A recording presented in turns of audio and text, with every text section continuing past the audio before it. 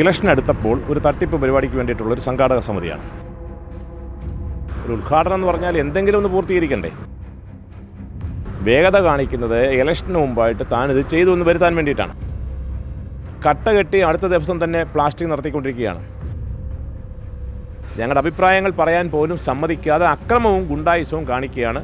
മന്ത്രിയുടെ ഈ നടപടി ശരിയല്ല. നമസ്കാരം. പത്തനംതിട്ട ജനറൽ ആശുപത്രിക്കായുള്ള പുതിയ കെട്ടിട നിർമ്മാണം അശാസ്ത്രീയമെന്ന ആരോപണം. തെരഞ്ഞെടുപ്പ് പ്രഖ്യാപിക്കുന്നതിന് മുൻപ് ധൃതി പിടിച്ച് നിർമ്മാണ പ്രവർത്തനങ്ങൾ നടത്തുന്നുവെന്നാണ് ആരോപണം ഉയർന്നിരിക്കുന്നത്. കെട്ടിടത്തിൻ്റെ ഉദ്ഘാടനവുമായി ബന്ധപ്പെട്ട് ആരോഗ്യ വകുപ്പ് മന്ത്രി വീണ ജോർജിൻ്റെ നേതൃത്വത്തിൽ ഇന്ന് രാവിലെ പത്തനംതിട്ടയിൽ നടന്ന സ്വാഗത സംഘ രൂപീകരണ യോഗം അലങ്കോലപ്പെടുകയും ചെയ്തു. കോൺഗ്രസിലെ കൗൺസിലർമാർ ഈ യോഗം ബഹിഷ്കരിക്കുകയും അതേ തുടർന്ന് വാക്കുതർക്കവും ബഹളവുമൊക്കെ ഉണ്ടാവുകയും ചെയ്തിരിക്കുകയാണ്. തികച്ചും അശാസ്ത്രീയപരമായാണ് ഇവിടെ നിർമ്മാണം പ്രവർത്തനങ്ങൾ നടത്തുന്നതെന്നാണ് നഗരസഭാ കൗൺസിലർമാർ ചൂണ്ടിക്കാണിക്കുന്നത്. എനിക്കൊപ്പം ഇപ്പോൾ മുൻ നഗരസഭാ ചെയർമാനും ഇപ്പോഴത്തെ കൗൺസിലറുമായ അഡ്വക്കേറ്റ് എ സുരേഷ് കുമാർ ചേരുകയാണ്. എന്താണ് നിങ്ങളുടെ പ്രധാനപ്പെട്ട ആരോപണം? ഞങ്ങൾ രാവിലെ ഇന്ന് വീണ ജോർജ് സംഘടിപ്പിച്ച ഒരു സംഘാടക സമിതി, ആ യോഗത്തിൽ ഞങ്ങൾ പങ്കെടുത്തു. ആ സംഘാടക സമിതി എന്ന് പറഞ്ഞത് ഇലക്ഷൻ എടുത്തപ്പോൾ ഒരു തട്ടിപ്പ് പരിപാടിക്ക് വേണ്ടിയിട്ടുള്ളൊരു സംഘാടക സമിതിയാണ്. കാരണം അവർ പറയുന്നത് ജനറൽ ആശുപത്രിയുടെ ഉദ്ഘാടനം, അതോടൊപ്പം തന്നെ കുറച്ച് റോഡുകളുടെ ഉദ്ഘാടനം, പിന്നീട് സ്റ്റേഡിയത്തിൻ്റെ ഉദ്ഘാടനം. ഒരു ഉദ്ഘാടനം എന്ന് പറഞ്ഞാൽ എന്തെങ്കിലും ഒന്ന് പൂർത്തീകരിക്കണ്ടേ? ഇപ്പോൾ തന്നെ ജനറൽ ആശുപത്രിയുടെ പണികൾ ദ്രുതഗതിയിൽ നടന്നുകൊണ്ടിരിക്കുകയാണ്. എന്തിനു വേണ്ടിയിട്ട് ഇങ്ങനെ വേഗത കാണിക്കുന്നത്? വേഗത കാണിക്കുന്നത് ഇലക്ഷന് മുമ്പായിട്ട് താനിത് ചെയ്തു എന്ന് വരുത്താൻ വേണ്ടിയിട്ടാണ്. പക്ഷേ ഒരു വർക്ക് ചെയ്യുമ്പോൾ അതിൻ്റെ ക്വാളിറ്റി പരിശോധിക്കുകയും ക്വാളിറ്റിയിൽ ചെയ്യുകയും ചെയ്യേണ്ട ഉത്തരവാദിത്വം ജനപ്രതിനിധിക്കുണ്ട്. ഇപ്പോൾ തന്നെ ഈ ബിൽഡിംഗ് പണിഞ്ഞുകൊണ്ടിരിക്കുകയാണ്. നിങ്ങൾ എല്ലാവർക്കും അറിയാവുന്ന കാര്യമാണ്, ഒരു ബിൽഡിങ്ങിൻ്റെ ഭിത്തിക്കുള്ള കട്ട കെട്ടിക്കഴിഞ്ഞാൽ അത് കഴിഞ്ഞിട്ട് ഒരു 10-15 ദിവസമൊക്കെ വെള്ളം ഒഴിച്ച് അതിൻ്റെ ഒരു ക്യൂറിങ് പീരീഡൊക്കെ എടുത്തതിന് ശേഷം വേണം പ്ലാസ്റ്ററിങ് നടത്താൻ. ഇപ്പോൾ ഇത് കട്ട കെട്ടി അടുത്ത ദിവസം തന്നെ പ്ലാസ്റ്ററിങ് നടത്തിക്കൊണ്ടിരിക്കുകയാണ്. ഈ പ്ലാസ്റ്റിക് ഇങ്ങനെ നടത്തിക്കഴിഞ്ഞാലുള്ള പ്രശ്നം എന്താണെന്ന് വെച്ച് കഴിഞ്ഞാൽ ഏത് സമയം ഇത് മനുഷ്യനെ തലയിൽ ഇടിഞ്ഞു വീഴും. ഇതാണ് തിരുവനന്തപുരത്തുമൊക്കെ. കാരണം ഒരു 10-60 വർഷം നിൽക്കേണ്ട ഒരു കെട്ടിടമാണ്. ആ കെട്ടിടത്തിൽ യാതൊരു ഉറപ്പുമില്ലാതെ ഒരു ക്വാളിറ്റിയും ഇല്ലാതാണ് ഇത്തരത്തിലുള്ള പദ്ധതികൾ നടപ്പിലാക്കിക്കൊണ്ടിരിക്കുന്നത്. സ്റ്റേഡിയത്തിൻ്റെ പണി ഇതുപോലെ തന്നെയാണ്. സ്റ്റേഡിയത്തിൻ്റെ പണിയൊക്കെ എന്ന് പറഞ്ഞാൽ വളരെ നല്ല രീതിയിൽ ചെയ്തില്ല എങ്കിൽ ഒന്നാമതേ വെള്ളം കയറുന്ന ഒരു സ്ഥലമാണത്. അത് എത്രയും പെട്ടെന്ന് നശിച്ചു പോകും.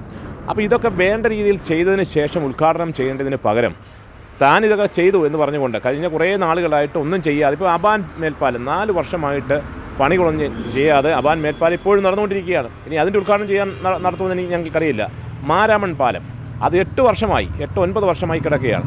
അപ്പോൾ ഇതെല്ലാം ജനങ്ങളുടെ കണ്ണിൽ പൊടിയിടാനുള്ള ഒരു തട്ടിപ്പ് പരിപാടിയാണ്. ആ തട്ടിപ്പ് പരിപാടി ശരിയല്ല എന്ന് പറഞ്ഞുകൊണ്ടാണ് ഞങ്ങൾ ഇന്ന് ടൗൺ YMC ഹാളിൽ പോയി ഞങ്ങൾ ഇതിനെ എതിർത്തത്. അതോടൊപ്പം തന്നെ ഈ ജനറൽ ആശുപത്രിയുടെ ചുമതല നേരത്തെ നഗരസഭയ്ക്കായിരുന്നു. ആ ചുമതല ഇപ്പോൾ ജില്ലാ പഞ്ചായത്തിന് കൈമാറിയിരിക്കുകയാണ് കഴിഞ്ഞ കൗൺസിലിൻ്റെ കാലത്ത്.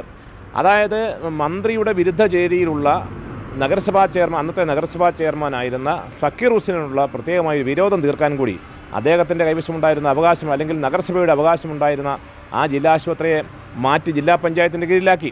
ഇങ്ങനെ പത്തനംതിട്ടയോട് ജനദ്രോഹപരമായ നടപടികളും അതോടൊപ്പം തന്നെ ക്വാളിറ്റി ഇല്ലാത്ത വർക്കുകളും നടത്തുന്നതിനെതിരെയായിട്ടാണ് ഞങ്ങളിത് പ്രതിഷേധിച്ചത്. ആ പ്രതിഷേധം നടന്നുകൊണ്ടിരുന്നപ്പോൾ ഒരു പറ്റം ഗുണ്ടകളെ, DYFIയുടെയും SFIയുടെയും ഗുണ്ടകളെ സംഘടിപ്പിച്ചുകൊണ്ട് ആക്രമിക്കാൻ ശ്രമിച്ചു. പക്ഷേ പോലീസ് അതോടൊപ്പം തന്നെ ഞങ്ങൾ ശക്തമായി പ്രതിരോധിച്ചതുകൊണ്ടാണ് മറ്റ് പ്രശ്നങ്ങളിലേക്ക് പോകാറുന്നത്. അപ്പം ജനാധിപത്യ രീതിയിൽ മന്ത്രിക്കെതിരെ സംസാരിക്കാൻ കഴിയില്ലേ? ഞങ്ങളെ എല്ലാ അംഗങ്ങളെയും വിളിച്ചു വരുത്തിയതാണ്. വിളിച്ചു വരുത്തുമ്പോൾ ഞങ്ങളുടെ അഭിപ്രായം പറയണ്ടേ? അല്ലാതെ അവർ പറയുന്നത് മാത്രം കേട്ടിട്ട് വരാൻ വേണ്ടിയിട്ടാണോ ഞങ്ങൾ UDFൻ്റെ കൗൺസിലർമാരിരിക്കുന്നത്? ഞങ്ങളുടെ അഭിപ്രായങ്ങൾ പറയാൻ പോലും സമ്മതിക്കാതെ അക്രമവും ഗുണ്ടായുസവും കാണിക്കുകയാണ്.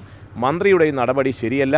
പത്തനംതിട്ട ജില്ലാ ആസ്ഥാനം കഴിഞ്ഞ കുറേ നാളുകളായി തരിപ്പണമായിരിക്കുകയാണ്. ഗതാഗത കുരുക്ക് കൊണ്ട് ജനം പൊറുതിമുട്ടുന്നു. ഇതിനെതിരെയാണ് ഞങ്ങൾ ശക്തമായി പ്രതിഷേധിക്കുന്നത്. വരും ദിവസങ്ങളിലും ഈ ശക്തമായ പ്രതിഷേധം ഉയരും. ഏതായാലും അദ്ദേഹം ചൂണ്ടിക്കാട്ടിയത് വലിയ ഗുരുതരമായ ഒരു ആരോപണം തന്നെയാണ്. ഇത്തരത്തിൽ നിർമ്മാണ പ്രവർത്തനങ്ങൾ അശാസ്ത്രീയമെന്നാണ് പറയുന്നത്.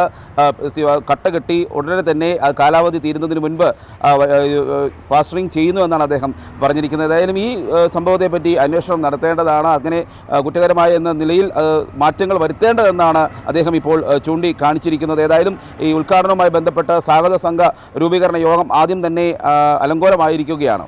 Cameraman ജിതിനൊപ്പം CR Shyam, Marunadan Malayali, Pathanamthitta.